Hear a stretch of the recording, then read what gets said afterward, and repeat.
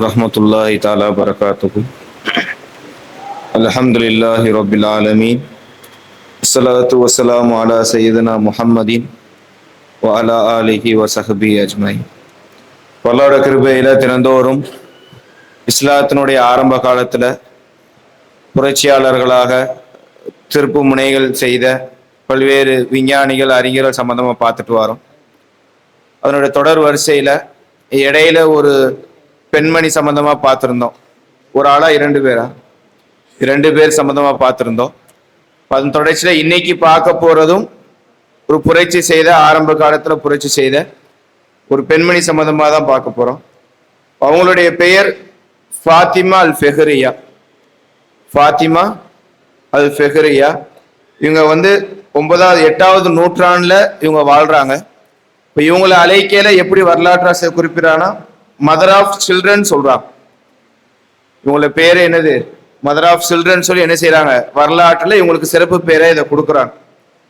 இப்போ இவங்களுடைய சகோதரி ஒருத்தங்க இருக்கிறாங்க.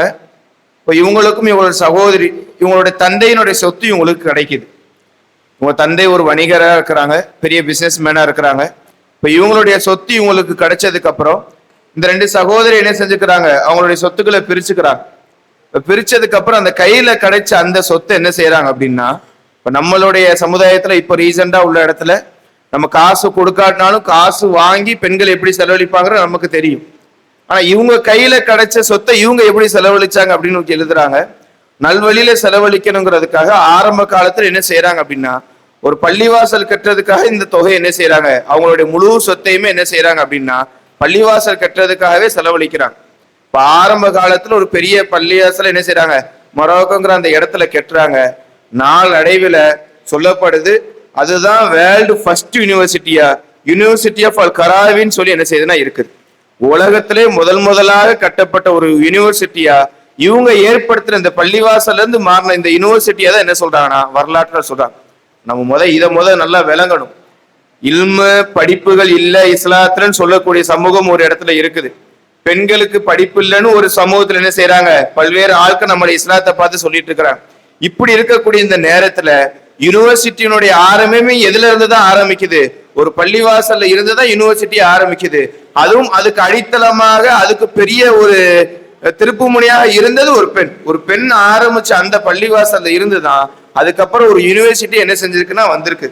இப்ப இவங்கள கொண்டு வந்த அந்த பல்கலைக்கழகம் தான் நாளடைவில் அது என்ன செய்யப்பட்டது, அதுல ஒரு சப்ஜெக்ட் மட்டும் கிடையாது, அது ஒரு முஸ்லீம் காலேஜ் அப்படிங்கிறது மாதிரி மதர்சா மாதிரி அதை நடத்தாம அந்த காலேஜ்ல அந்த ஒரு யூனிவர்சிட்டியில எல்லா துறை சம்பந்தமான படிப்புகளும் அதுல இருந்திருக்குது. சட்டத்துறை முதற்கொண்டு அந்த காலத்துல இருந்த எல்லா துறை சம்பந்தமான படிப்புகளும் என்ன செய்யப்பட்டிருக்குன்னா அந்த பள்ளியில என்ன செஞ்சிருக்குது, அந்த யூனிவர்சிட்டியில இருந்திருக்கு. என்ன செய்யறாங்க, வரலாற்றால் சொல்றாங்க. இது சம்பந்தமா நான் ஆரம்பத்திலே சொல்லியிருந்தேன். ஏற்கனவே இதுக்கு முன்னாடி ஒரு 2 பெண்கள் சம்பந்தமா பார்க்கலே சொல்லியிருந்தது. பொதுவாகவே புரட்சி செய்த லிஸ்ட்ல பெண்கள் இருந்தா என்ன செய்யப்பட்டிருந்துச்சு, அதனுடைய வரலாறுகள் என்ன செய்யப்பட்டுச்சுன்னா மறைக்கப்பட்டிருந்துச்சு. அதே போலதான் வரலாற்று ஆசிரியர் இருக்கக்கூடிய சரண்கிறக்கூடியவங்க எழுதுறாங்க. இவங்களுடைய வரலாறும் என்ன செய்யப்படுது, ஆரம்ப கால வரலாறும் சில வரலாறு என்ன செய்யப்படுது, முழுமையா கிடைக்கல. சில வரலாறு மட்டும்தான், சில செய்தி மட்டும்தான் கிடைக்குதே தவிர மற்ற விஷயங்கள் மறைக்கப்பட்டு இருக்குன்னு சொல்லி என்ன செய்யறாங்க, இவங்களுடைய விஷயத்த சொல்றாங்க. இப்ப இதெல்லாம நான் ஆரம்பத்தில் சொல்லியிருந்தேன் இல்லையா, இவங்களுடைய சகோதரி ஒருத்தங்க இருந்தாங்க. அவங்களுக்கும் அவங்களுடைய தந்தையினுடைய சொத்து கிடைச்சிச்சு. அவங்களும் இதே மாதிரி ஒரு பள்ளியினுடைய விஷயத்துக்காக தான் என்ன செஞ்சாங்க, செலவழிச்சாங்க. அதனுடைய வரலாறு கிடைச்சா நம்ம என்ன செய்வோம், இன்ஷா அல்லாஹ் நாளைக்கு அவங்களுடைய வரலாறை பார்ப்போம். இப்ப இதுல இருந்து முக்கியமா ஒரு விஷயம் நடக்கும். இப்ப இத்தனை நாள் நம்ம என்ன செஞ்சிருந்தோம், ஒவ்வொரு அறிஞர்கள் விஞ்ஞான சம்பந்தமா எடுத்து இருந்தோம். அவங்க யாரு, அவங்க எங்க இருந்தாங்க, எப்படி அவங்க ஒரு என்ன புரட்சி செஞ்சாங்க. இப்ப இதுல முக்கியமா அவங்ககிட்ட இருந்து நம்ம பெறக்கூடிய ஒரு 3 படிப்படி முக்கியமான சில விஷயம் என்னன்னா, ஃபர்ஸ்ட் என்ன செஞ்சிருக்கிறாங்கன்னா, எல்லா இமாம்களையும் அவங்க எல்லாருமே ஆலிம் அவங்க எல்லாருமே இல்மும் படிச்சிருக்கிறாங்க, ஷரியத்து படிச்சவங்களா தான் இருக்கிறாங்க. அதாவது நம்மளை போன்றவங்கள தான் இருந்திருக்கிறாங்க. பேசிக் என்னன்னா, எல்லாருமே எல்லா துறையிலுமே என்ன செஞ்சிருக்காங்கன்னா கை வச்சிருக்காங்க. எல்லா துறையிலும் தேர்ச்சி பெற்றவங்களா இருக்கிறாங்க. தனக்கு எடுத்தது ஒரே ஒரு துறை மட்டும் எடுத்து ஒரே ஒரு படிப்பை மட்டும் படிக்காம எல்லா துறையிலுமே என்ன செஞ்சிருக்கிறாங்க, அவங்க நாலேஜ் பெற்றுக்கிறாங்க. 2வது என்னன்னா, அந்த நேரத்துல ஒவ்வொரு துறையிலையுமே யார் எல்லாம் சிறந்தவங்களா இருப்பாங்களோ எல்லாருக்கிட்டையுமே போய் என்ன செஞ்சிருக்காங்கன்னா படிப்பு படிச்சிருக்காங்க. நான் தான் சொன்னேன், சமகாலமா இருந்தது. அந்த நேரத்துல யார் வாழ்ந்திருப்பா? ஒரு துறை எடுத்துட்டோம்னா, ஒரு சட்டத்துறை எடுக்கிறோம், ஒரு மருத்துவத்தை எடுக்கிறோம், ஒரு தாவரவியல் எடுக்கிறோம், ஒரு வானியல் சம்பந்தமான துறை எடுக்கிறோம். அந்த நேரத்துல யார் அதுல தேர்ச்சி பெற்று இருக்கிறாங்களோ அந்த ஒவ்வொரு ஆசிரியரும் தேடி போய் என்ன செஞ்சிருக்காங்க அப்படின்னா இவங்க கல்வி கட்டுறாங்க. இதனாலதான் அவங்க பல்துறையா வர முடியும். அல்லாஹ்வோட கிருபையில அந்த ஒரு முறைப்படிதான் நமக்கு இருக்குது. டெய்லி நிகழ்ச்சி நடக்கல ஒவ்வொருத்தவங்க தனித்தனி மதரசாக்களையோ இல்ல ஏதாவது ஒரு நிகழ்ச்சி வச்சாலும் நம்ம என்ன செய்யறோம், எல்லா கெஸ்டுகளையுமே கூப்பிட்டு வரோம். அந்த கெஸ்ட் என்ன செய்வாரு, பிசினஸ் மேனாவும் இருப்பாங்க, அரசியல்காரவங்களும் இருப்பாங்க. அது மாதிரி எல்லா துறையில உள்ளவங்களும் நம்ம கூட்டு வரக்கூடிய காரணம் அதுதான். எதுக்கு இந்த மாதிரி நிகழ்ச்சி நம்ம என்ன செஞ்சிடக்கூடாது, யோசிடக்கூடாது. நம்ம பார்த்தா எல்லாருடைய வாழ்க்கை வரலாறும் படிச்சு பார்த்ததுல தெரியுது. அப்போ வாழ்ந்த அவங்க பெரிய பெரிய புரட்சி செஞ்சதுக்கு எல்லாமே காரணம் எல்லா துறை அறிஞர்களுமே சந்திச்சிருக்கிறாங்க.